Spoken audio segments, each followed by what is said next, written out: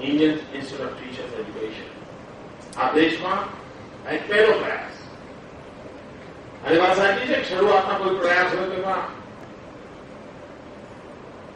ક્ષતિઓ દૂર કરવાની તક પણ રહેતી હોય છે અને ક્યારેક ક્યારેક પ્રારંભિક દિવસોમાં ક્ષતિઓ સહન પણ કરવી પડતી હોય છે. પણ એની તૈયારી સાથે અગર જો આપણે બધા સામૂહિક પ્રયત્ન કરીએ તો આપણે એક મોટું નજરાણું દેશને આપી શકીએ. તો ગુણ વિકાસ, ક્વોલિટી, આ બધું બીજી વસ્તુ છે કે એક વ્યક્તિનું વિષયના જાણકાર હોવાથી શિક્ષક બની નથી શકતો. એનામાં વિષયને જણાવવાની ક્ષમતા છે. એ ગમે તેનો વિદ્વાન હોય તેથી વિદ્યાર્થીઓ પસંદ હોય છે નથી. વિદ્યાર્થીઓને એ શિક્ષક પસંદ હોય છે કે એની મૂંઝવણને એના લેવલે લાવીને સમજાવી શકે. એનો અર્થ એ જો કે સિલેબસનો માસ્ટર રિયલ સાયન્સમાં માસ્ટર ન બની શકે.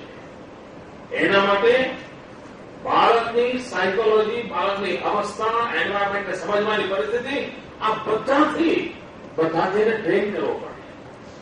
એ ચાઇલ્ડ સાયકોલોજી સમજે, એ કોમ્યુનિકેશન ટેકનોલોજી જાણે, એ પ્રાયોરિટી નક્કી કરી શકે.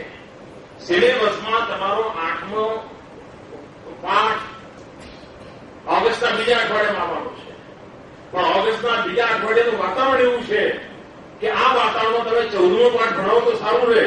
તો શિક્ષકમાં ક્ષમતા જોઈએ કે છોડો ભાઈ, હમણાં કરંટ ટોપિક જે ચાલી રહ્યો છે, છાપામાં ચાલે છે, ટીવીમાં ચાલે છે, એમ કરો, 8મો ડ્રો કરો, 14મો પાઠ અહીંયા લઈ આવો. હું પીટીસીમાં મારા બાળકોનો પોઈન્ટ ભણાવવાના હોય સિક્કા, તો હમણાં એક લઉં, કેમ તો પાલવી ચાલે જ હમણાં. બોલો ચારાના બધા પીવાળા સિક્કો આવી રીતે શરૂ થયો, પછી સિક્કો આમ થયો, સિક્કા બધું ચાલે છે.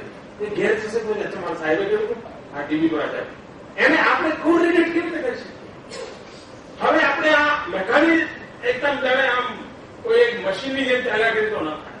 આ બધી સંસ્થાઓ જીવંત થવી જોઈએ, ડાયનેમિક્સ જોઈએ, અને તો જ આપણે આ બધી સ્થિતિને લાવી શકતા. અને એવી કોઈ પ્રયોગભૂમિ જોઈએ.